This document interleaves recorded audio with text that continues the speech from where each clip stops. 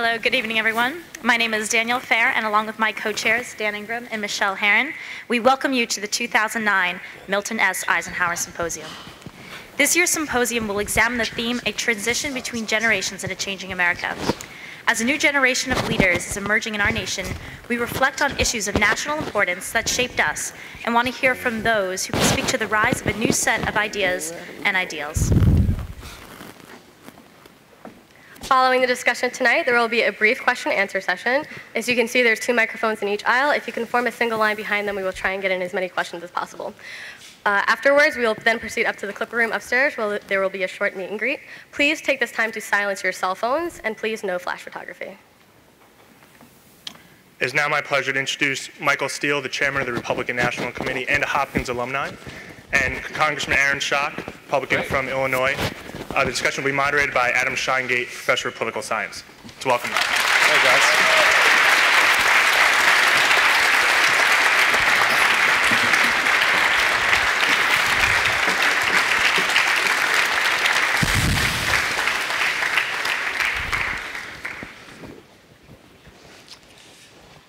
Thank you. My name's ScheinGate. Tonight's event is a conversation about politics, public service, and young people in this country. Regardless of one's politics or point of view, the question is obviously an important one for young people themselves, as well as for the country as a whole. As an age group, people of ages 18 to 29 years old vote less frequently than other Americans, but we've also seen increasing interest and activism among youth, especially in the last several elections. So this suggests there is promise for the future, as well as political opportunity for those who can successfully mobilize young people in politics. And we're fortunate tonight to have 2 distinguished guests who shed some light on this question of young people in politics and public service, Chairman Michael Steele, Congressman Schock.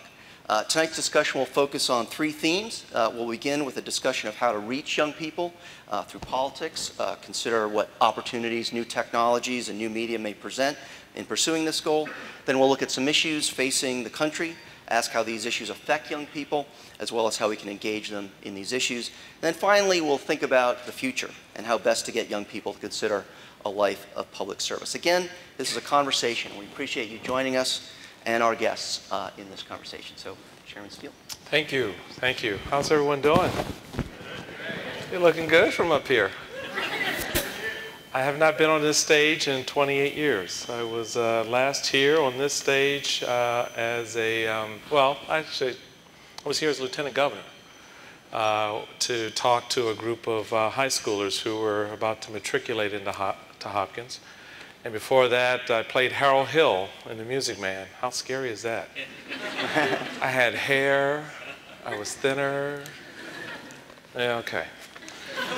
Anyway. It is an honor to be here. It really is. I love this. I love the opportunity to talk to the future and the here and the now, right now in this moment.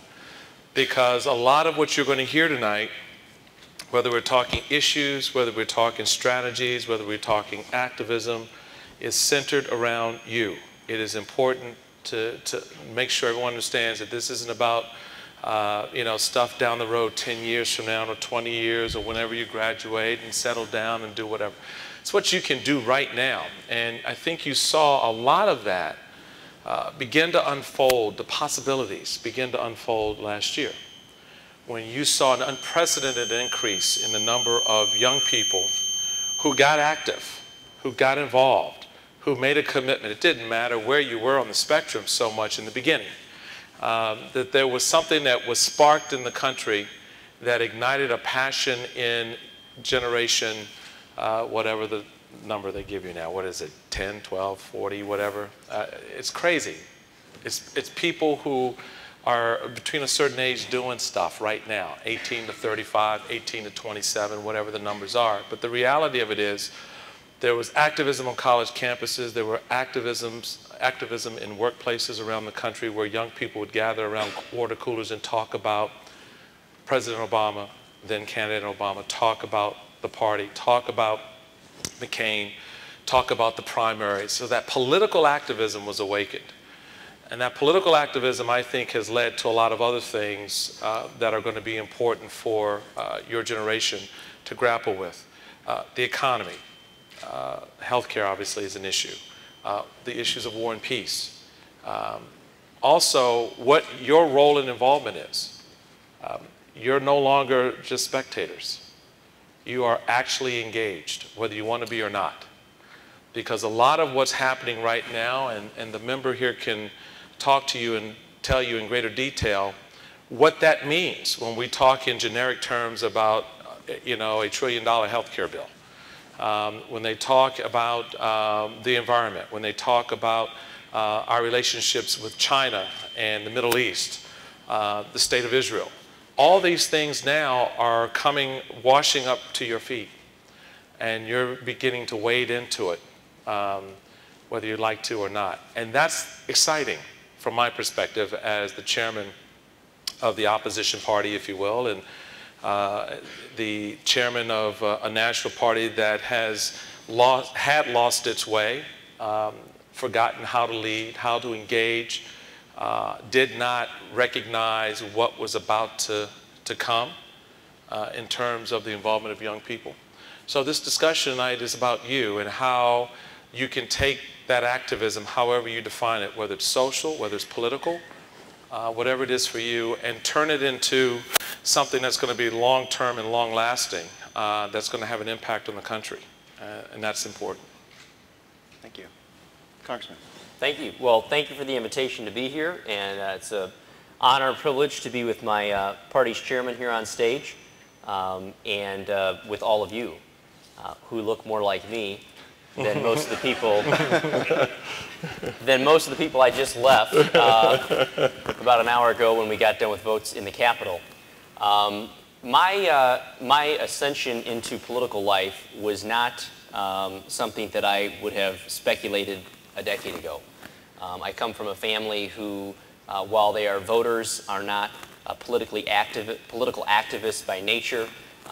My background is in finance, it's not in political science, and I've been more of a lifelong entrepreneur than a politician, and got really interested in government when I saw the connection as a young person in high school based on who was elected to the school board and how that governed what I could and couldn't do in my local school district. And make a very long story short, I ran for the school board when I was 19 against the then school board president for a number of reasons. Chief among them, I had my high school credits at the end of my junior year and they wouldn't let me out.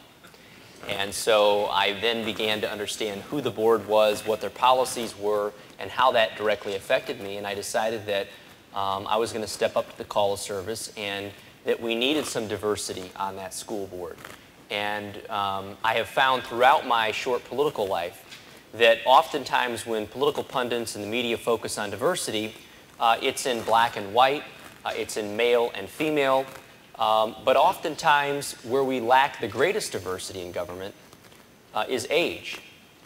And I would be the first to tell you, I don't think everybody in Congress should be my age.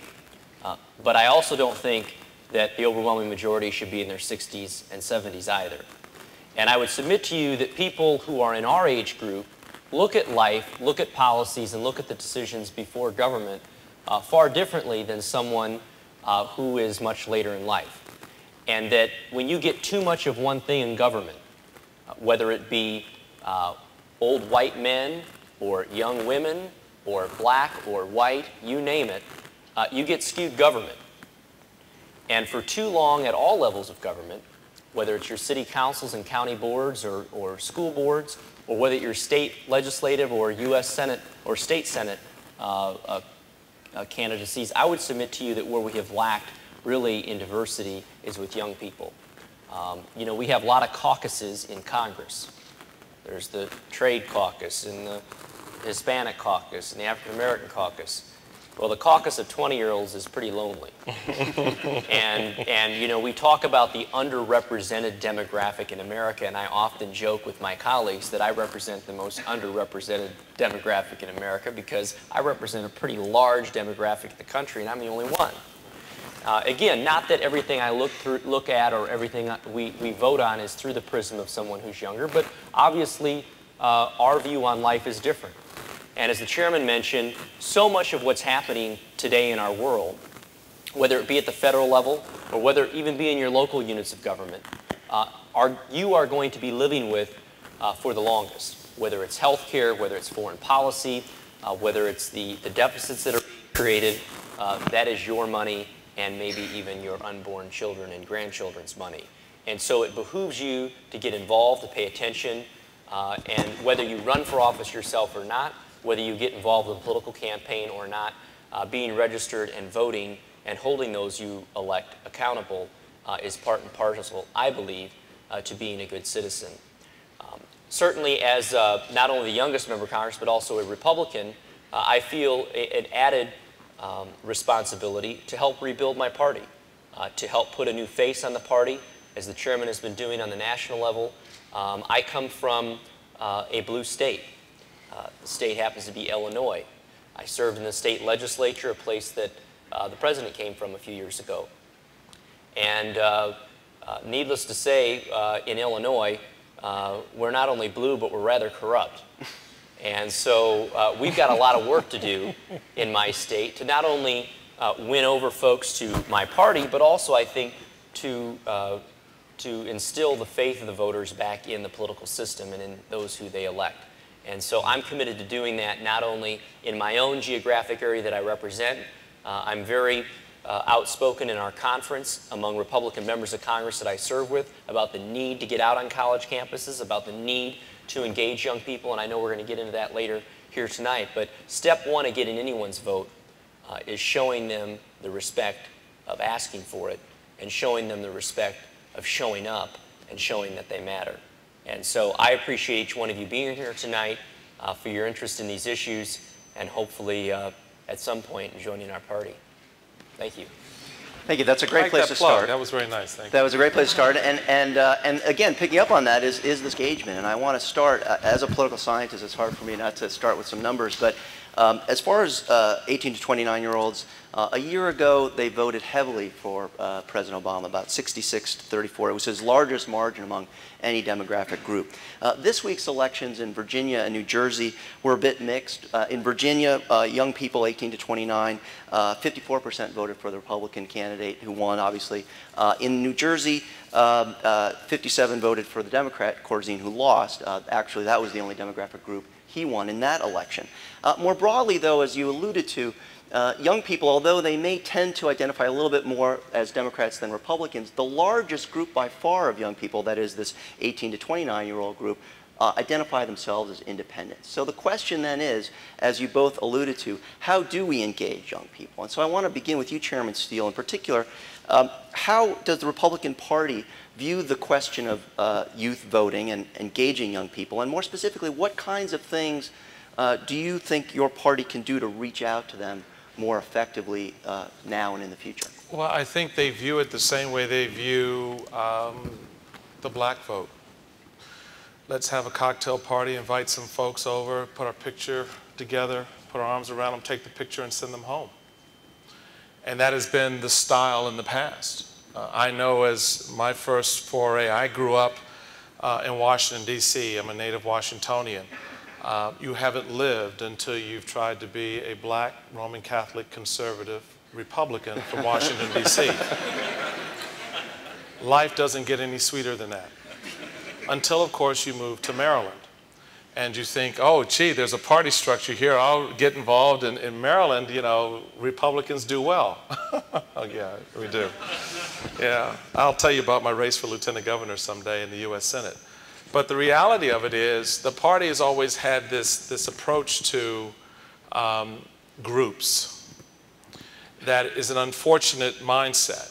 And that is to engage a group then means that you're engaging in the same kind of behavior as Democrats, which, you know, is pandering, is the mindset and the view. And so therefore they don't engage. They just don't engage. They think that if I say to you, or if I say to you that we're for lower taxes, right, that moved you, didn't it? You guys are ready to run out and register Republican. And that just isn't how it works. And what I've tried to do in the 9-10 months that I've been in this job is to reorient the thinking. that is not enough to have a photo op. In fact, I've banned the term outreach in the RNC. We don't use it, we don't do it. What I believe in fundamentally is building a relationship and engaging. And the way you do that is by creating a coalition. Because look at it this way. If I want to reach a 28-year-old African-American female accountant, who should I talk to? A group of black women or a group of accountants? And therein lies the rub. For me, I figure if I go to meet with the accountants, I'm going to get the African American, the Asian, the Hispanic, the female, the young, the middle-aged, the old, the seniors. So all of a sudden, this group think about race and sex and all of that stuff sort of falls away, because now I'm going into a community of people to engage in a relationship or create a coalition, if you will, about something that they're already there to talk about, something that they're already galvanized around. They're not there because they're black women. They're not there because they're white males. They're not there because they're Asian. They're there because they're accountants. And so then when I go to talk about lower taxes, or I go there to talk about small business ownership, my audience all of a sudden has now broadened itself, and I'm talking to a diverse group of people about one of our core principles, our view of government, the role of taxes, the role of empowerment and ownership and all that stuff. And I don't have to segment my conversation anymore and figure, oh, I got to go to a black church this Sunday in order to talk to black folks. Old thinking, old ways of doing it. And so turning that around has been a real challenge. Now, what we've done is taken some bold steps in creating new platforms in which we can engage these various coalitions. One, I took out of our political department, the Department of Minority Outreach, and threw it away, and created a standalone department with its own budget and its own staff, its own director, Department of Coalitions. And their responsibility is to go out and engage the various constituencies that make up a community, with the idea that I'm going to capture a larger universe of folks about what we believe and the values we have and the issues that we're fighting for. So on this healthcare debate, when I talk to doctors, I'm talking to all kinds of folks, again, around a core issue that's important to them. And I don't have to worry about whether they're women or they're minorities or they're this or that. I'm talking to doctors. Now, if I want to drill down one more level, I can do that. If I then want to pull out of that group a certain segment of doctors, whether they're pediatricians or gynecologists, I can do that. If I want to drill down a little bit further, I can do that. You can go drill down to many, many levels before you get to segmenting out black doctors from female doctors from Asian doctors. And so we're trying to change that. And the final point is, one way to do that is to create these platforms where, particularly when you're dealing with your generation, I want to communicate with you the way you communicate with each other. I'm not going to send you a piece of mail. I'll send you a text. I'll send you an email. I'll send you, I'll Skype you. I will, oh yeah, I love Skype, baby. Oh, nothing like Skype at 2 a.m. But, I will, my thing is, and I'm one of these crazy chairmen that, yeah, I'm on the internet at 2, 3 o'clock in the morning some nights, a lot of nights, listening and learning and absorbing, because the medium, the way we communicate is changing, and the way to reach you is no longer traditional methods. It's how you talk to each other that I need to understand and appreciate, and then we take that platform and we create it more broadly across the party, to our state parties and our local parties, so that they can then continue that conversation with you. Well, let me pick up on that and ask the question to Congressman Schock. These new media, YouTube, Twitter, Facebook, this may be a new way of communicating with voters, and particularly a way of reaching out to younger voters in more effective ways.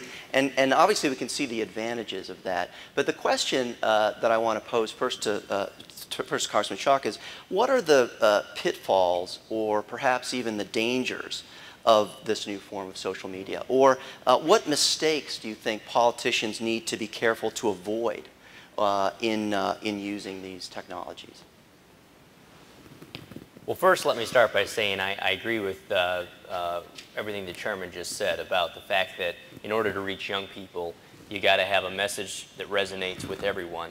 Young people aren't any different. Right. Probably the funniest comment I had when I showed up in Congress was some of the senior members on my side came up to me and said, "Oh, you got to teach us how to talk to young people." I said, "Well, what do you think? You need a foreign language or something?" Right. But it's that mentality that, you know, to speak to black people or women or young people, it's like there's something you got to do special, and then you got to use the means that they're using to get their information.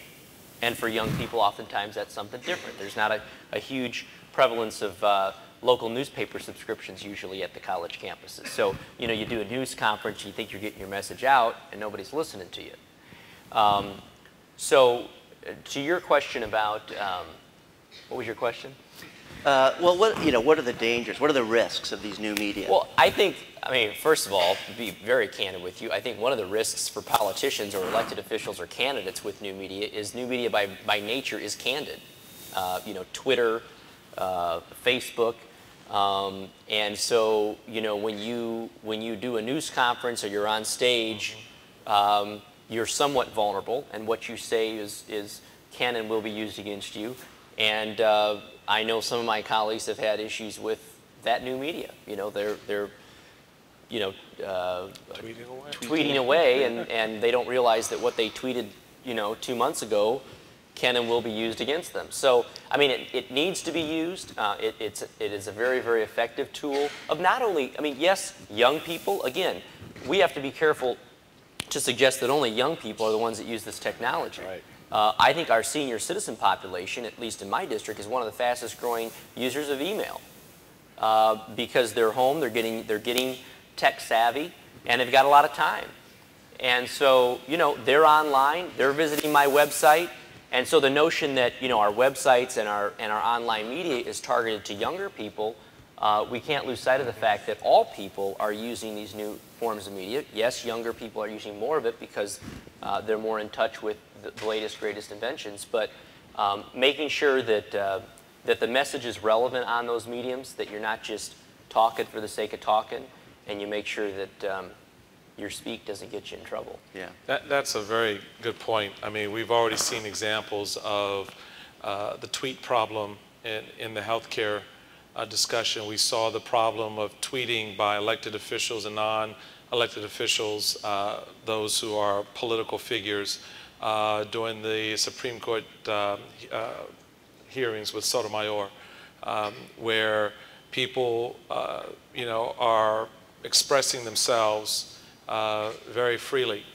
And the beauty and the danger of this new medium is that you get to do that. You get to say what you're thinking right now. When I see something, Lord knows, when I see some stuff and hear some stuff that comes my way, my reaction is, did you see what that idiot just wrote? Did you? God, what a fool. And then I realize, delete, delete, delete, delete. Because, as the Congressman said, the minute I hit send, every reporter in the country gets it because they're monitoring it. So you have the freedom on one level to go out and tell your friends all kinds of good stuff. Once you get to the point where you're going to engage civilly or civically, rather, you've got to be careful. And this applies to you too. I mean, if you're going to be an activist leader in your community, if you're going to follow the footsteps of the congressman here, where you're going to, you know, I hate what the school board is doing, I want to get involved and run for office, or I want to be an activist to talk about the environment and make people aware of, you know, what it means to have this pollution in this community. Using this medium is a great way to generate support and to generate information and to impute knowledge, but it also, the dangerous side of it is it will kill you. It will take your efforts and turn them against you, because that's the nature of the duality of it, is what you write will come back to you. And he's absolutely right. It may not come back to you next week. It may not come back to you for 2 months. In fact, I know folks who are holding stuff right now that I've said back in the spring. And they wait for the moment, and then they just put it out there as if I just said it, or put it out there when you realize he said this, many months ago. So there's a double-edged sword that you play with here. And when we are creating these platforms, I know we just finished our new platform. It was still in beta at the RNC, www.gop.com. Great spot, go see it. But let me tell you what the lawyers did. I mean, the lawyers were like, okay, all right, so you mean to tell me that anyone can come on here and they can say anything they want? Yes. Well, if they say that, then wouldn't that be the same as if the party is saying that? No. It's a little thing called the First Amendment. You know, they can say it's free speech. But wait a minute, but that's not going to apply here because you're a political party and that. So you've got this whole cycle of things that we have to worry about as we try to communicate with you. I have to do so in a very careful way so as not to expose the party, expose myself to greater political problems. So there's a fine line in using this new medium to make sure that we're reaching you, we're sharing information, you know, on the healthcare bills and on this bill and background about that. But the way we do it becomes very, very tricky sometimes because of the nature of what we do, the environment we're in, but given the political tensions between conservatives and liberals, Republicans and Democrats, the right, the middle, the left, particularly in Washington, D.C., which is very different environment than being here in Baltimore or being in California. You've got to be extra careful, and so it does temper how we deliver the message sometimes. You know, there's a related point or a related question that I also want to ask, and I guess it's to Congressman Schock, whether this feature of technology and politics today makes public service less desirable or more difficult. And the related point to this new technology is the way that today it seems politics and entertainment are increasingly intertwined in our culture and in our society. And so public figures themselves become celebrities, and part of the way that this new technology operates is to kind of magnify that quality. And I guess I want to ask you whether you think whether this is a trend that we should be concerned with, or whether politically celebrity can be a kind of asset to reach out to the public, and perhaps even particularly young people who may be reached in that way. What would you say? Well, I think job number one of getting anyone's vote is getting their attention. And so whether that's using the technology or whether that's using some kind of print media or what have you, job number one of getting someone's vote is getting their attention. Now, number two, there's got to be substance behind it. And well, what I'd add also to that is not only getting their attention, but number two, in order to be an effective leader, you have to be able to get other people to follow. And so, you know, when you say that they're a popular figure, you hope that somebody who ideologically you agree with is popular from the standpoint that they will be successful in convincing other people, whether they're elected colleagues, for example, in Congress to follow, or whether it be a nation to follow. They have to be popular. There has to be some star qualities, if you will, and they have to use that new technology to get their message out. But making sure that there's substance behind it too, and it's not just all glitz and glamour and flash, and that they understand exactly what those individuals stand for, and not just that it's all personality. Mr. Chairman, lastly, let me ask you, are you a celebrity? No. Yes, you are. No, I don't think so. No, after 3 years in a monastery, you give all that stuff up. No, I guess some people would say that, but I don't look at it that way because I find that to be a dangerous opium to kind of fall into. The smoke from that can fill your head, and Lord knows I see enough of it every day. There are people walking around Washington, you just want to take a pin and just hit them right in the head with it, just pop it, you know? Because they do lose sight. That celebrity status thing can make you lose sight of why you're sent to lead in the first place, why you were given the privilege to serve. There are folks right now in Congress who've never had a hard job in their life. They've never worked a day in their life except showing up to cast a vote. That to me is not work, with all due respect to my colleague, and I don't expect him to be there for 40 or 50 years. He gets it.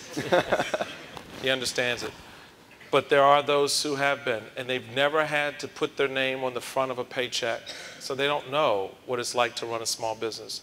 They've never had to deal with the pressures today of educating your kid in an environment where it's not that easy. And so there are a lot of things that can happen with the rarefied air of Washington that I think blinds people, because you do get the celebrity thing. You're driving around town and people, when you walk in the restaurants, are ooh, and you're like, you know, please spare me. The reality of public service is very harsh. It's raw. It is not glamorous if you're doing it right, because you're in neighborhoods and in communities and in places that other people have long forgotten. And you're spending your time trying to elevate awareness and trying to get a message out there about why this condition should not exist and why it's important to change these circumstances. And when you get into Washington, and one of the things I'd love to see, and it's a classic example in the healthcare debate. The American people have asked our leaders to do one thing in this debate, a lot of things rather, but this one thing. Whatever you pass as healthcare reform, apply it to yourself as well. And they won't do it. They won't do it. They won't even put the language in the bill. And that tells you everything you need to know about that rarefied air, about that celebrity noise that kind of infiltrates the system. If you can't, as an elected official that I sent to Washington, apply the same laws to you that you're applying to me, what does that say? You want to know why there were Tea Parties. You want to know why there were 9/12ers. You want to know why there were town hall meetings. Regardless of where you are in the debate, right, center, left, doesn't matter. Every perspective was there because of the celebrity status of some individuals had gotten to the point where people are like, you know what, I'm going to make you pay attention. And so then you take the side of a U.S. congressman standing at a town hall meeting on her cell phone while a constituent is asking a question.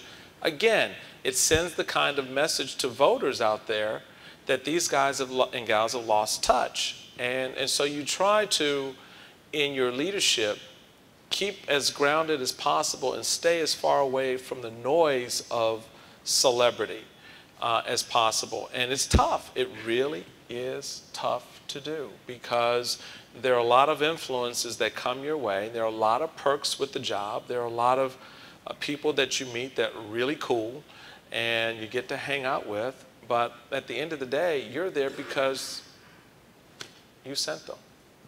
And if you lose sight of that, that's when you see the drop-off. You want to know why we don't have a national environmental policy. We don't have a national healthcare policy.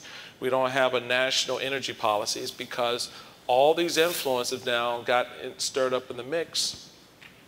Why should I change the status quo if it's working? And that's part of the problem. Well, let's stick with the issue of healthcare reform since you brought it up, and let me ask Congressman Schock. Obviously, we know that it's a very fractious debate, a very intense debate, but I think what a lot of people also want to know is are there any areas of bipartisan agreement that you see in this debate, and maybe in particular that would be of interest to young people?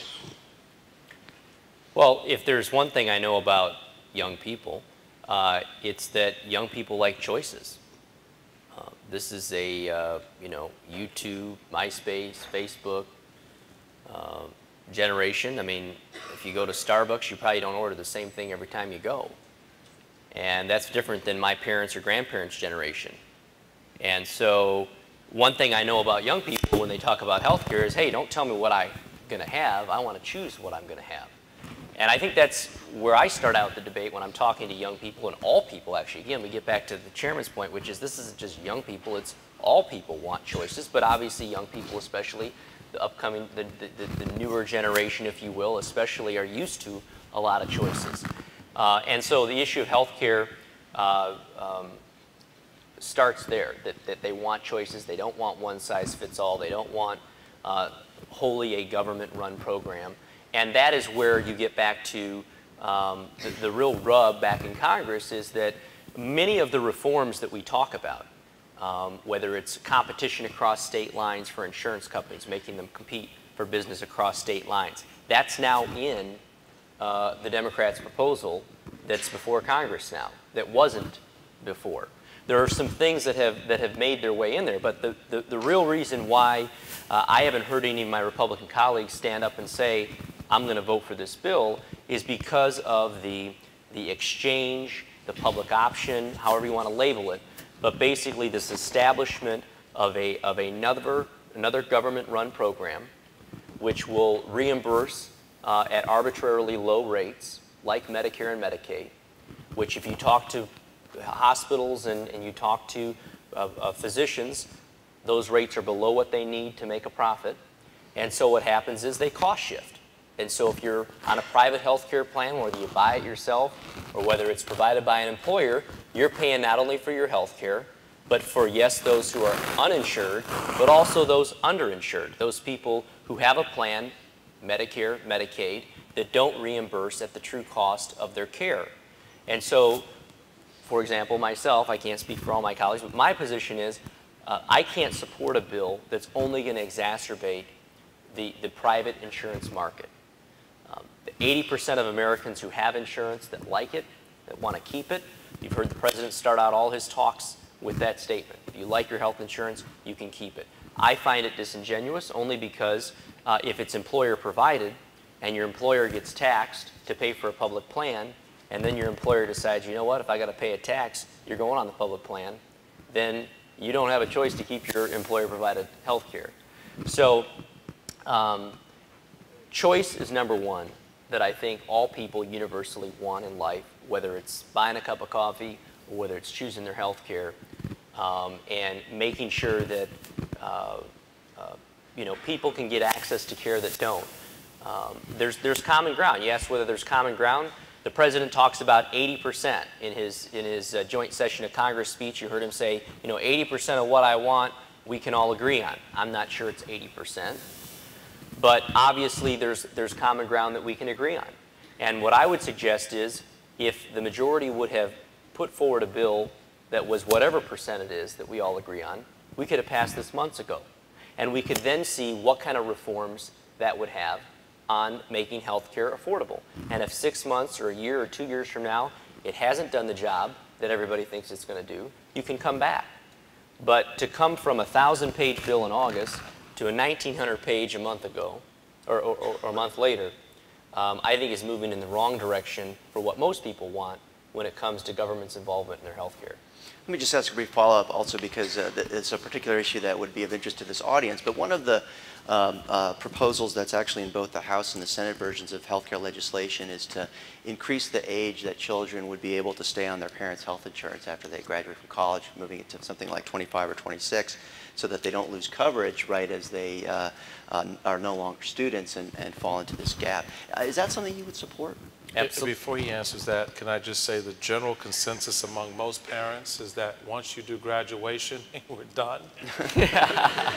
So the idea that I'm going to be with you till you're 27 is not a whole, Well, now go ahead. Just had to get that off my chest as a dad. Well, I got one just started college and the other just finished, so this could go on for a while, with Healthcare is one thing, but living down the halls is a whole different ball game. Move out. Well, you know how it works, though. Dad, you're paying for the healthcare. I might as well come home. It is something I support. It's in I'm supporting a package of legislation put together by a group of moderates, the Tuesday group, and it's also a part of the Republican proposal that was just unveiled this week by Leader Boehner. It is in that bill, it's in the Democrats' bill, and basically it allows people up to 26 years old to stay on their parents' health insurance, very minimal cost. Obviously, young people are very cheap to insure, relatively speaking, and it covers 7 million of the 30 to 40 million people who are uninsured. Thank you. I know there's a lot of interest in the audience of asking some questions. I want to open that up, but I do want to just give each of you a brief opportunity, if possible, to just make some concluding comments about this theme of youth engagement and public service. How do you get people engaged in the idea of public service in this time? And then we'll open it up for conversation, so please be brief. I just say it begins with big ideas and opportunities, and there are a lot of reasons why you should be engaged right now. I mean, these are exciting times. I mean, you've had a transformative presidential election. You're going to have transformative elections in the future. You have one of the youngest member of the United States Congress sitting before you. He is you. I mean, this is phenomenal. And it really speaks to the potential of this country and the potential for your generation to really begin to grow into its own and not miss the opportunity. I always, when I speak to college Republicans and young Republicans, and particularly where I'm in mixed settings where I've got a lot of the elder statesmen in the room, and they've invited a table or two of young folks, to show up. It's like the photo I was talking about before. Let's find them and bring them in. I let folks know that it is to say that you are the future is an insult, because you're not the future. You're the here and now. You're right now. You're voters. You pay taxes, many of you. You're consumers. Many of you probably live in your own home or renting or some way in which you are expending cash and paying for a place to live or stay. So you're very much involved in this economy and this culture. Some things you drive, as we've seen in technology. Other things you absorb, as you see with the economy and healthcare related issues, where you've got to wait to see how it sort of settles before you can really get into it. However you come at it, you have to appreciate the fact that you're in it and that you are a part of this. And I would leave you with the thought that don't sit back. The statistics that the professor noted on the difference between 2008 and 2009 is depressing. It's depressing. If 54% of you could vote for the President of the United States, then why did only 19% vote this time in this past election? And so the test for us is political leadership, party leadership. We've got all this apparatus and all this stuff, is how do we continually make what we do relevant?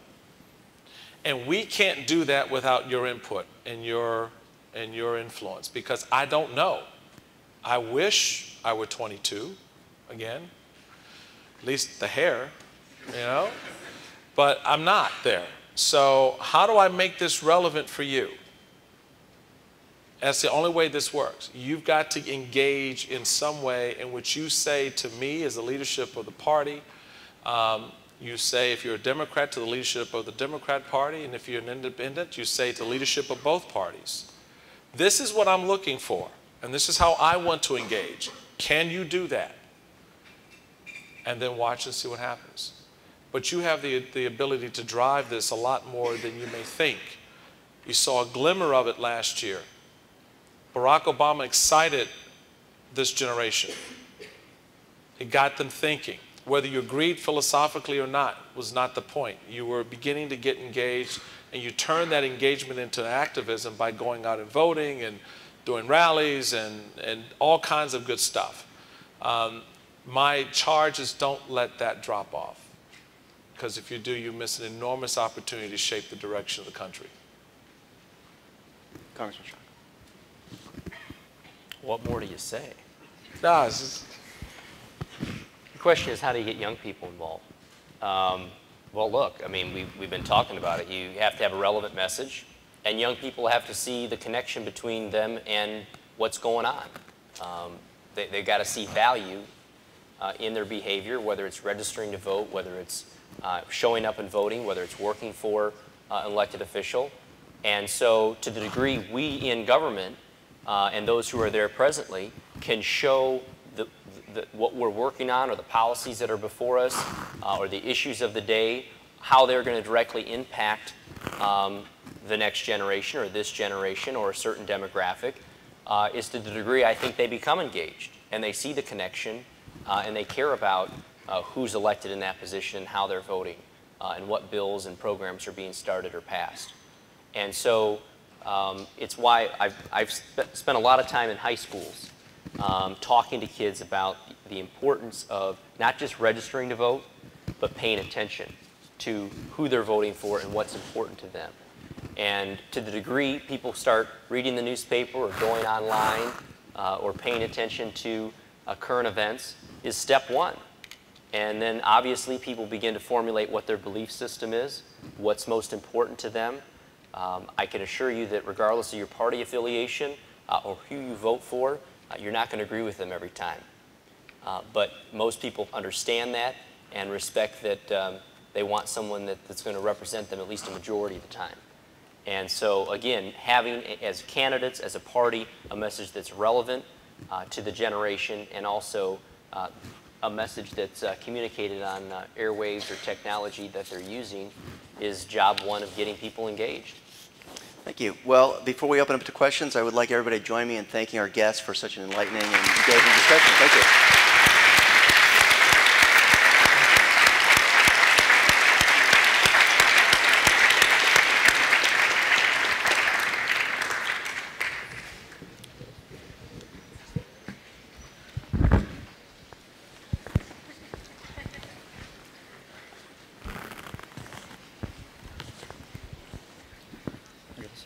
Good evening, Chairman Steele, Congressman Schock. It's a pleasure to have you here tonight.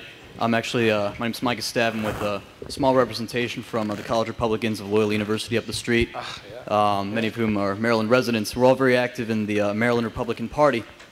One of my questions is, New York 23rd District, the Republicans lost an important congressional seat. We had a Democrat, a liberal-leaning Republican, and a conservative who was, for all intents and purposes, an independent. The Republican Party structure, which understands that helping get that one step closer to a majority is far more important than getting a ideologically pure minority party, endorsed Scosa Fava. Certain, as you put it, Chairman Steele, unelected political commentators openly supported Hoffman, and I think we can agree based on the poll numbers that cost us that seat.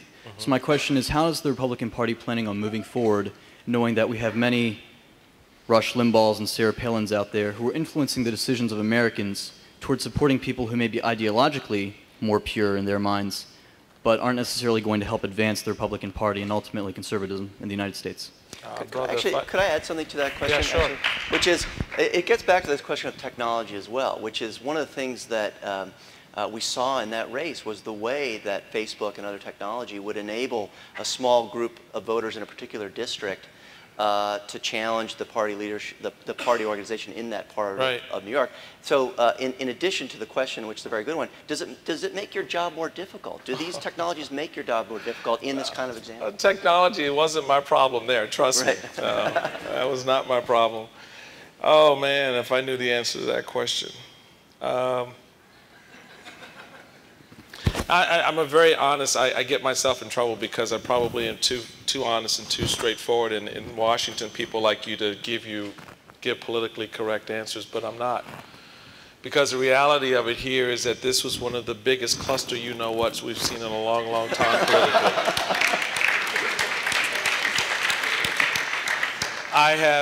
You need to understand what happened here, and I'm very happy to share. This had nothing to do with retaining the seat for the Republican Party, which had held it since the 1860s. This had nothing to do with ideological purity or non-purity in terms of Scosa Fava versus Hoffman. It had everything to do with a small group of political leaders in the counties that made up that congressional district, about 7, I think 11 of them, chairmen, who wanted the Senate seat that Mr. Owens was in. So the goal was to nominate someone who, in the Democrat Party's eyes, would be an easy pickoff to open up that Senate seat, the state Senate seat. This was all inside New York GOP politics, which ticks me off because it created a mess at the national level, and it involved people in a race in a way that took away from a lot of good things that were happening on Election Day for the party. The self-serving, egocentric mindset that would allow 7, 8, 10 chairmen to pick a Scazafavo who did not represent that entire district. Yes, she got elected in some small portion of it, which, again, works because those folks are ideologically in line with her. The entire district was not. And so it was a cynical political move, which, in my view, as I've said to the new chairman of the party, we will fix very soon, because that election should have been a primary election so the citizens who make up that district could vote and decide who best reflected their values, their perspectives, their opinions on the issues of the day. Not 11 party chairmen and the state chairman at the time playing cynical political politics. And it's a very good lesson to be learned. 2, the national folks who then came in, the non-electeds who came in, the Rush Limbaughs and all that, God bless them. They're private citizens. They can say whatever they want. They don't live there. So it doesn't matter what they think. I've said that on air, and everybody goes, "Ooh, you can't say that about Rush." It doesn't matter. If he lived in the 23rd district, it matters. But he doesn't. She doesn't. I don't. Most of you probably don't. Anyone from the 23rd district here? No. So your opinions, while nice, are irrelevant because you have no input, you have no consequence to the outcome, except for to the extent that you then distort, because of your celebrity status and your name and your profile, the political picture there. So there was a whole lot going on in that race that really made me frustrated. And I've been arguing and will continue to argue with the leadership there that they go to a primary system because, as many of you know, this seat is now up for election next year. This was, again, a special election to fill a vacancy. Congressman McHugh was appointed Secretary of the Army. The third point, again, the cynicism on the Democrat side. The White House deliberately chose that seat to pull McHugh out for the very opportunities and scenarios that they knew would unfold. So there was all this stuff that was going on there that, you know, you can't get into in a 30-second soundbite. But the reality of it is, going forward, technology wasn't our problem. Communication, Facebook, all those things worked. It all worked. The problem was the underlying cause that started this whole thing was just out of whack to begin with.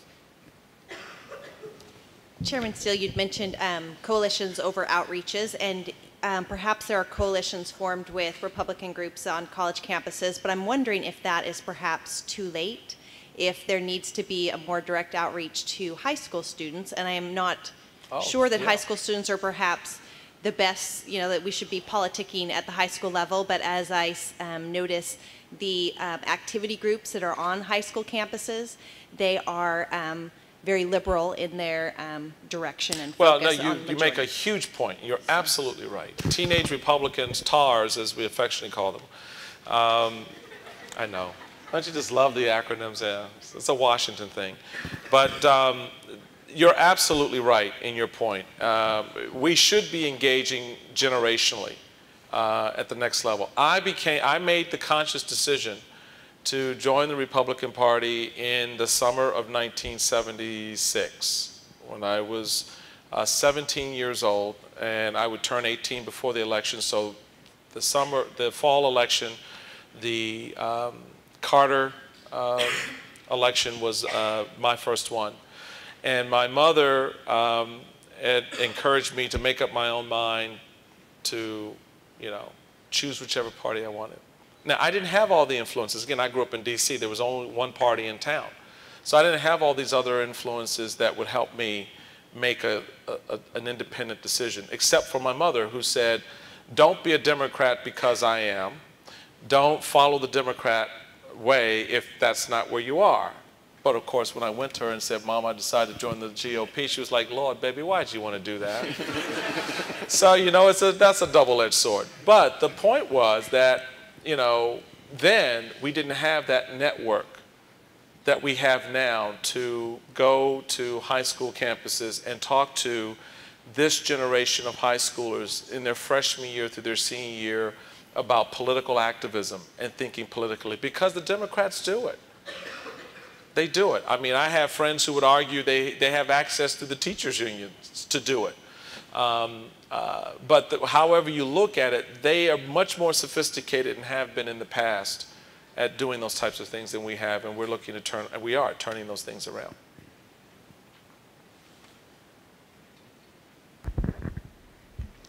Hello, my name's Hadley Nagle.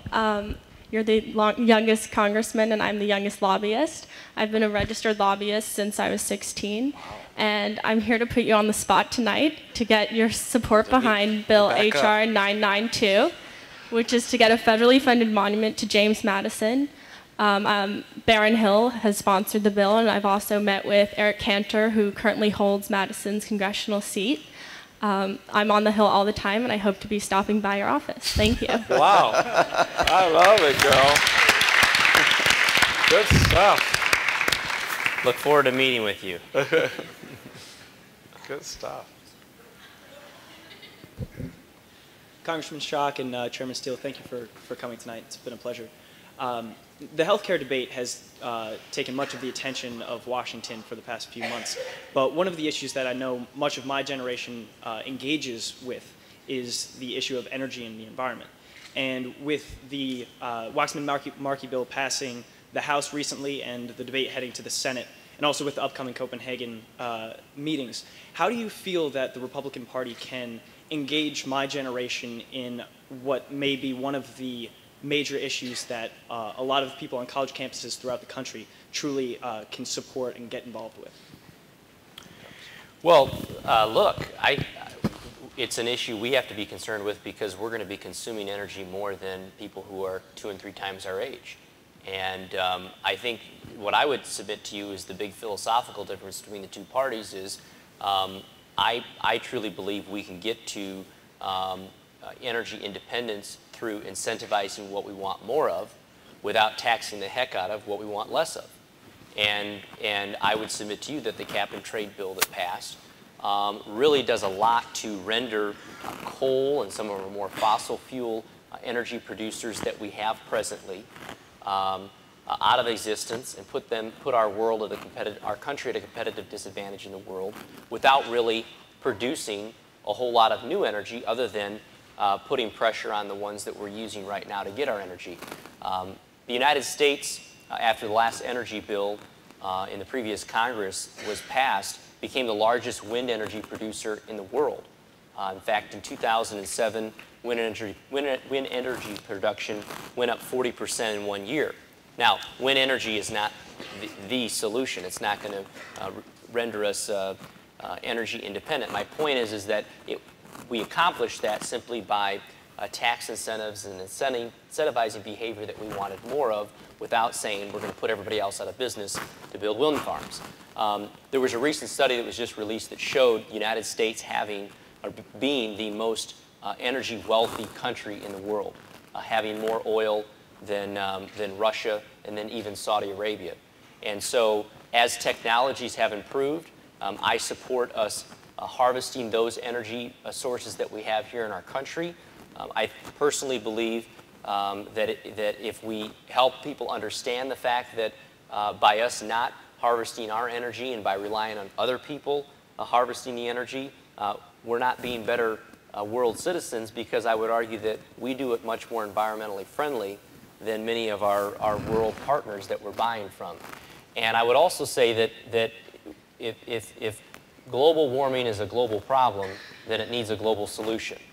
And that we have to make sure that if we're going to try and make strides in carbon output, that we're not doing one thing while all of our global competitors are doing the opposite. China, for example, last year put on a new coal-fired plant on the average of 1 a week, 50 in a year. And yet we're saying, well, we don't want to burn coal. We want to go in a different direction. So I think there's a competitive issue there, that we're a manufacturing base as a country. And we got to make sure that we're not putting ourselves at a competitive disadvantage. But long term, you talk about energy independence and energy production. I think we can get there by incentivizing more of what we want. Nuclear power, obviously, is something that I'm very passionate about. I think we have the ability as a country to become completely electricity independent as a country through more nuclear power plant constructions. Even if we drill all the oil that we know of right now, we can't become completely crude oil independent, but we can become electricity independent. Fortunately for us, we buy most of our electricity from our friendly neighbor to the north in Canada. However, it's still money that's leaving our economy. And we can build nuclear power plants safely, it's clean, and we need to do more of that. And we can do it through incentivization without taxing these other industries.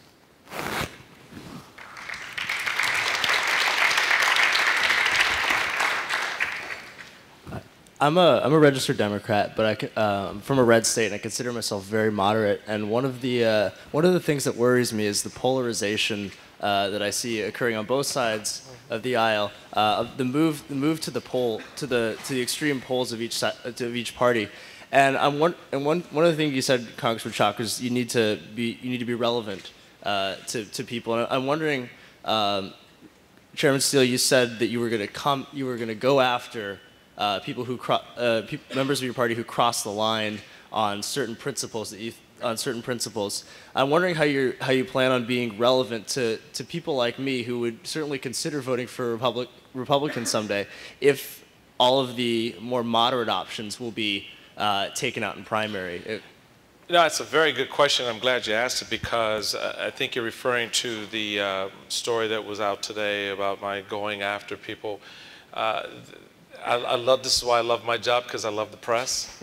And one of the lessons you'll learn as you begin to move into this area and begin to engage with the media is it's not what you say, it's what they print. And what I was referring to was, I was talking, the set of question was with respect to primaries, Republican primaries, and members running for re-election, and referencing that they need to be mindful, the members need to be mindful that there are certain principles that are important to those primary voters. If they cross those lines, the primary voter, come after you. I'm not in the business of taking out my own. And I agree with you that the goal should be to broaden the reach and the breadth of this party. When I was chairman of the party here in the state of Maryland, I had 2 congressmen out of the 4 in our delegation. One was Connie Morella, one of the most moderate to liberal members of the United States Congress for 20 years, Montgomery County. The other was Roscoe Bartlett, who still serves today, one of the most conservative members of the United States Congress. And every day I had to balance this fight, internal fight, between those who wanted to kick Connie Morella out of the party because she didn't adhere to a set of principles, largely because she wasn't pro-life. She was pro-choice. Well, so is Montgomery County. So she reflected largely the community that elected her. But she was with us on the principles with respect to the role of government, low taxes, less government spending, et cetera, defense and all of that. In fact, Newt Gingrich used to tell her that he would go to her at the beginning of the session and say, Connie, now I know that beginning this session, you're not going to be with us on a whole lot of issues, but I appreciate the vote you're going to cast tomorrow. You know what the vote was? To organize the House and vote for him for Speaker of the House. So my question then becomes more broadly based, and it's one that the party is going to have to grapple with as this dynamic changes. If I've got a young Democrat here who is open-minded enough to say, you know, I'm going to listen to the candidates that come before me, and some of them may be Republicans, and I may vote for them, the question then becomes, how do I get his attention and hold it long enough for him to go into that voting booth and vote for that candidate? And so then that becomes a real challenge on a day-to-day basis, because do we want someone to be so ideologically in line, lockstep, 10 out of 10 on the list, that they can't make it through a primary, and therefore a Democrat takes the seat and they go and they vote for Nancy Pelosi to organize the House? Or do we want someone who's going to be with us 7, 8 out of 10 on the list, and when they get to the Capitol, they're going to vote for this man here to organize the House? And so that's the real question.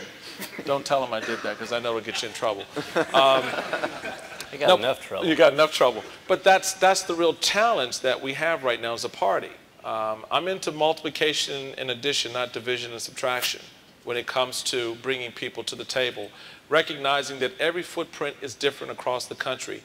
I can't elect a New England Republican in South Carolina.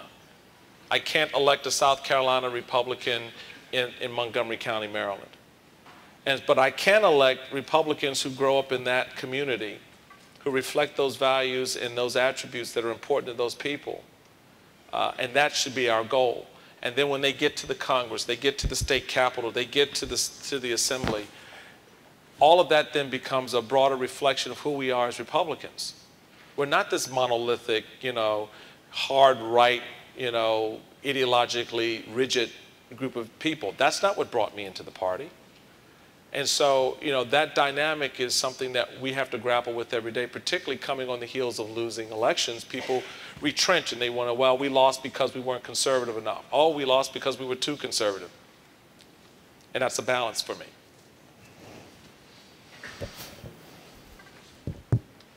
Hello. My name is Michael Villa. My question is to you, Chairman Steele. With regards to the primary elections for electing the president, with regards to the Republican candidate, when we had those elections, they were not just open to members of the party, but also to people outside the party. And I'm wondering, though, I personally feel that had an effect on who was picked for as our candidate. Nominee in 08? Is there any consideration that could be changed in the future? The thing about that is that's up to individual states. He's talking about an open primary versus a closed primary. In Virginia, for example, they have open primaries. In other words, you don't have to be a Republican to register to vote in the Republican primary. You just affiliate that day. You go in and say, okay, I'm going to sign up, and you present a card. It's really different. Maryland is a closed primary. So, for example, here in Maryland, only Republicans can vote in a Republican primary, only Democrats can vote in a Democrat primary. Other states, not the case. You can go back and forth. And so there has not been a national movement to require all states to have open or closed primaries. It really is up to the individual states. So we have right now state chairmen who are speaking with their legislative leadership about creating legislation. It has to be changed legislatively at the state level. Creating closed primary situations so you don't have a Democrat going to vote in a Republican primary, the notion being that you would vote for or nominate the weakest candidate of the pool of Republican candidates, and vice versa, Republicans going into Democrat primaries doing the same. The anecdotes as well as the statistics show that doesn't really happen. It's one of those urban legends out there that all this crossover pollination politically creates, these hybrid monsters. But that really doesn't happen. But there is evidence that, you do have that. You have people in small numbers doing that kind of crossover. And most parties now are beginning to realize that we don't really want to do that to begin with. So I think you're going to see a movement as we get closer to 2012 where state parties are going to go, on both sides, quite frankly, on both sides, say, let's just have a closed primary.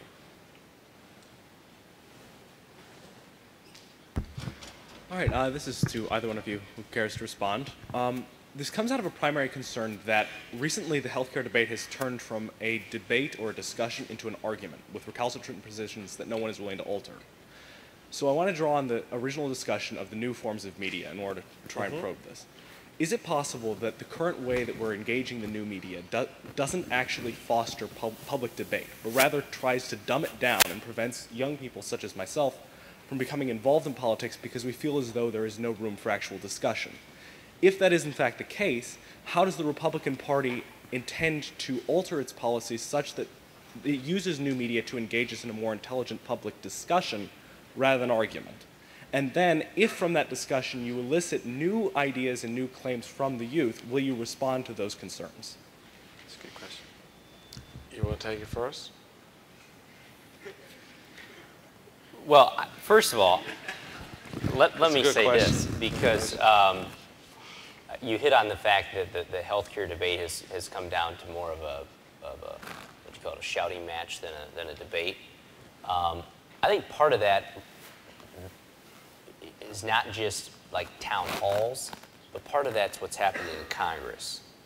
And that part of the frustration on both sides is really with the rotten process that has occurred over the last year with the healthcare debate. I will tell you that I'm a member of a group that wrote to the president in April saying, here is our list of ideas.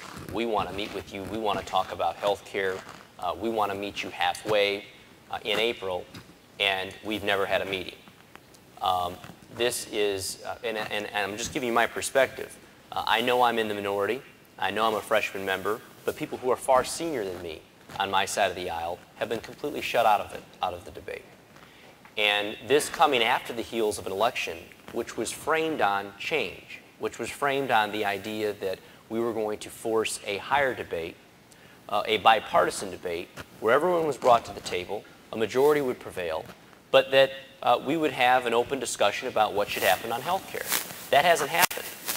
And whether it was the bill that was filed in July or the bill that I'm told I'll be voting on Saturday night, I'm not even allowed a hearing on an amendment on the bill. In fact, the Speaker said there won't be any Republican amendments to be heard on the bill. So, you know, the frustration then becomes, if you're not going to negotiate in good faith, then we're going to fight. And you get that with the people back home who are frustrated because they don't feel like they're being heard. They don't feel like their elected representatives are hearing them out, partly because the elected representatives and the leaderships who are there aren't doing what I would argue is good representative form of government, which is you listen to the grassroots, you go home and hear the people's concerns, and you come back to Washington and you formulate a policy based on those concerns. Very little has changed today from July. I would argue things have gotten even a little worse in terms of the legislation, but the point is that people don't see a progression towards good or a progression towards what the American people are saying. It's why I think despite all the speeches, despite all the efforts to sell, you got to have the substance mirror what people want. And so the technology and all of that I think is irrelevant from the standpoint that if what you're selling doesn't represent the people, then you've got a rub. Could I interject there for a moment? Because is it a party problem or is it a process problem? In other words, you know, as a freshman member of Congress, I mean, is this institution broken? Well, I would argue it's gotten a lot worse. Look, in 1993, when there was one-party control in the White House, the House, and the Senate, and you had a proposal for health care, it went before the Ways and Means Committee, which is the committee of jurisdiction on most health care policy and tax policy, and it was debated for 17 days in Ways and Means. It was amended, it was massaged, it was changed, and it took 17 days to get what was then termed Hillary Care, but it was the health care proposal in '93 through Ways and Means. It took them 17 days. This bill took less than 17 hours, and it's twice as long. So, no, look, does one party that control obviously get more of what they want? Absolutely. It happens no matter who's in control. But I would submit, based on the behavior of the last 9 months, it's gotten worse. And if I could just to sort of put a little addendum to your question, and maybe this is something that the professor can engage his class in, the difference between bipartisanship and consensus. Because what you have right now in Washington on this issue, and a number of issues, is people jerking and lurching towards bipartisanship. Bipartisanship is highly overrated. It is a fiction of Washington, D.C. It is a nice catchword or phrase that you can throw out there to make people think that you're actually trying to do something when in fact you're doing very little. You just heard an example of what bipartisanship means in Washington and has meant for a long time. That on the surface, I'm going to go out and pronounce that I want the members on the opposite side, whether it's Republicans in charge or not, Democrats in charge or not. It happens both ways. That we're going to all going to do a kumbaya and we're going to work together on this bill. And then you turn the page and you read the fine print where the leadership is not invited to the table. So how do you draft a bill, a bipartisan bill, when the opposition is not at the table? Consensus is a different struggle because it takes you in a different direction. Bipartisanship is, in Washington, ultimately a zero-sum game. It means either we're all going to agree or none of us will agree. Because if you get a piece, that means I'm losing something. If I get a piece, you're losing something. Consensus, however, is different. Consensus means that we're both going to have to give up something. It's a whole different march. That means you've set your endpoint, and we were talking about this before, Professor. Where do you want health care to be? What is the ultimate solution you're looking for? What is your endpoint? When you're done with the bill, what do you want it to be? Do you want it to be universal health care, or do you want to be individual options? And that's the question. And you come through consensus. Consensus means to get to universal health care, Dems are going to have to give up something. Republicans have to give up something to get to these other options. And right now, you're seeing a fiction played out before your eyes, in my view. It was previously mentioned that our generation is more independent in terms of its party affiliation, but I also think we're more skeptical in the way we view news media. And based on that, and based on the current state, I think, of conservative news media in the age of Fox News and the age of Rush, I was wondering, how content are you with the state of conservative news media? How content I am with the state of conservative news media? Or not content, to be honest. I think the appropriate question is how content I am with the state of media, whether it's conservative or not. I mean, everyone's focusing on Rush Limbaugh. He's one guy against Chris Matthews and Katie Couric, and what's my boy on MSNBC? Keith Olbermann. Please. Tell him I said so. And so you have this Fox against MSNBC, CBS, NBC, ABC, New York Times, Washington Post, LA Times. Okay, so then you've got talk radio. We all know how talk radio came about and why it came about, right? Because conservatives had no other way to express their voices. I can tell you firsthand, as a county chairman, trying to get a letter to the editor published in the Washington Post, I very much had to, basically promise my firstborn, all right? So when the odds are stacked against you the way they have been and still are, the fact that the question is focused on my contentment or lack thereof with Rush Limbaugh and conservative media, to me, with all due respect, irrelevant. Because that's not my problem. My problem is that you have a sycophantic media that has not fully explored the context of the man who's now sitting in the White House. Who in this room can tell me the philosophical orientation of the President of the United States? You know the philosophical orientation of John McCain.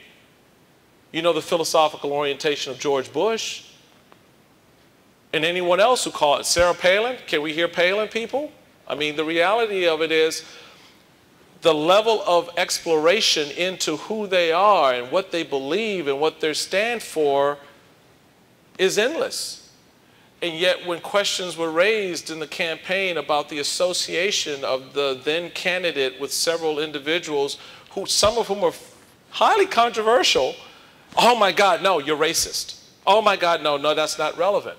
So for me, from my standpoint, I have this battle every day where I'm just trying to get someone to tell a fair story. I don't care. Look, I'll take the heat. You beat me up all day long because I'm a conservative and I believe in low taxes. Great, fine. I don't mind that. But tell the rest of the story too. When we talk about health care, let's really talk about what the president is not saying, and what the president intends to do. And what Nancy Pelosi is not saying and what she intends to do. So my issue is not with Rush Limbaugh and conservative media. Thank God they are there. We may disagree with what they say. You may think they're hyperbolic and they're just, they're saying all these crazy things. Part of this, is part of what they do. Okay? But there is some truth to what they're saying, or at least there's some questions that need to be asked. Glenn Beck, everybody right now is focusing on Glenn Beck. And it's like, oh my God, the next monster has risen. All right? What did Glenn Beck do? He asked a simple question. Who are these R's? In my best Seinfeld impersonation. All right? So he asked a simple question. Who are these people that the president is installing we don't know anything about? And the way the system is set up, they're the ones dictating policy to the very secretaries who are supposed to be dictating policy back to the president. All he did was ask a question, and the whole thing began to expose itself. MSNBC refused to run the story. The day Van Jones was resigned, national media barely covered the story. All those other networks that I talked about, they didn't want to talk about it. Now, I put my really partisan cap on and flipped the script and said, if Van Jones were a black conservative or Republican who had associations with a right-wing organization or had espoused perspectives that would be, considered, kind of like out there on the far right reaches, what do you think Mr. Olbermann would be talking about on his show? And that's the problem. So my issue is not with the Limbaughs of the world. My issue is media writ large that has lost sight of its core principle and responsibility, and that is to cover the news, not make it. And if you want to opine on it, then make it very clear to the people who are watching and listening that's what you're going to do. You can jump at Fox all day long, but if you watch Fox from 7 in the morning until 7 o'clock at night, you're going to get largely news. Now, at 8 o'clock, when O'Reilly comes on, or at 5 with Beck, you got Beck. Beck is clearly opinion. O'Reilly, opinion. Hannity, opinion. Greta, opinion. They're not sitting there trying to be journalists and pretend that they're sharing news with you. They're giving you their opinion.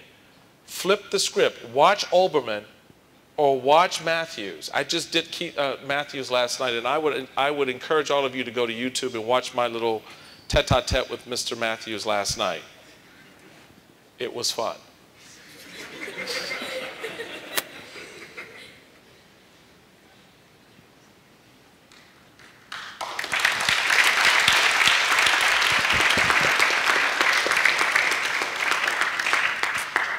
The Federal Reserve is perhaps the biggest culprit behind our financial crisis, and yet it has never had a full audit. Ron Paul has legislation out there, H.R. 1207, which has put in there an audit of the Federal Reserve for not only TARP, but all of its activities. However, Mel Watt, who is the head of the Financial Services Monetary Policy Committee, he recently gutted H.R. 1207 and only limited the audit to TARP. What are you as Republicans willing to do to get H.R. 1207 passed in its original form, seeing as every single member of the House who are Republicans has signed on to the legislation in its original form? Well, first let me say this. Republican members of Congress can't do anything on their own right now. But that doesn't mean we can't do anything. The fact of the matter is the likes of Van Jones, the likes of anything that's occurring here, whether it's the health care debate, whether it's the audit of the Treasury, can only be done if the American people demand it. And what I would argue my party has accomplished this year, whether it be legislatively or stopping legislation, has been done because they have used the bully pulpit effectively, but most importantly, the American people have gotten engaged and involved. We recently did this, if you've been watching, one of the committees I serve on is Government Oversight and Reform, which is the investigatory arm of Congress. And there was an attempt by our party to disclose the countrywide VIP home loan program. This was a special home loan program for members of Congress who got a 1 or 2 point reduction on their home loan because they were members of Congress, getting to that, that special air we breathe.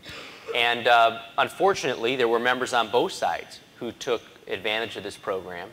And the chairman of my committee, for whatever reason, decided that he didn't want that investigation because he feared that there might be more of the majority members as a part of that. And it finally took public pressure. It took, let's face it, it took Fox News making a big deal out of this issue that then forced 4 of my Democratic colleagues on that committee to publicly say they would side with the Republicans if given the chance to vote on it. Now, we were subsequently shut out of the committee, literally locked the door on us, and that, of course, got attention and got news. But the short story is the chairman finally realized that the public pressure was so great that he conceded, and there's now going to be the Ethics Committee looking at the countrywide documents which were subpoenaed and are forced to be turned over to Congress now of all those members of Congress who took advantage of a program that was not only inappropriate but illegal. So to your point about the Treasury, what it's going to take, it's not just members of the Federal Reserve, I'm sorry, Federal Reserve is not just members of Congress you know, lobbying on this issue, but it's going to take some members of the media and most importantly members of Congress to demand that Congress does the right thing. From the purely political side, audit now. I mean, that's the reality of it. I mean, there are concerns that are genuine and legitimate concerns about how the dollars flow and where they come from and where they go and all of that. I mean, look, I will agree with this president, and I agree with the president on a lot of things, but the one thing I really do appreciate that he brought to the table that I'm very disappointed has not been a mainstay at that table is transparency. It's the very nature of what transparency is supposed to be about, and this is a good example of that. If there are legitimate concerns out there about some of the functions and operations of government, you have a member of Congress who's raised this concern to the point where he's got a bill out there to begin to look at that, and to have the Congress act in a way, and of course, as my friend here will tell you, he's at the disadvantage. The committee chairman guts the bill, they gut the bill.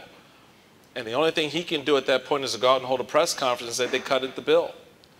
And that's where you come in. When you see these activities and these actions taken by your elected officials that undermine or subvert the very intent of the legislation that you may support or think it's important to be done, that's where your voice augments their actions of trying to get something done or trying to look closer at an issue, trying to get the issue exposed. A lot of folks oftentimes sit back and go, oh, but you are empowered. You sent them there. Let me tell you, when a congressman gets a phone call from a constituent, that's nice. When he gets 10 calls from a constituent, he goes, what's up?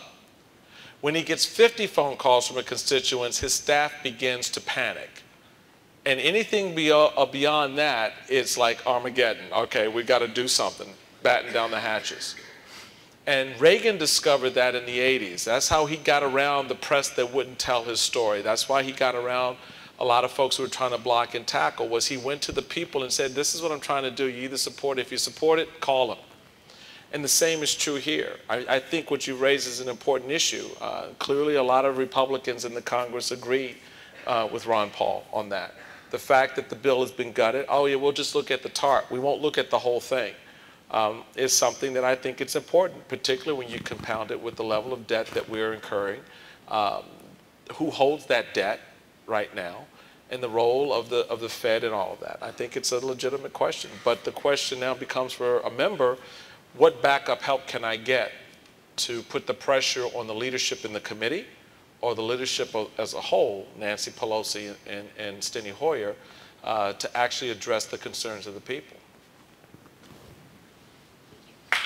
Thank you. Well,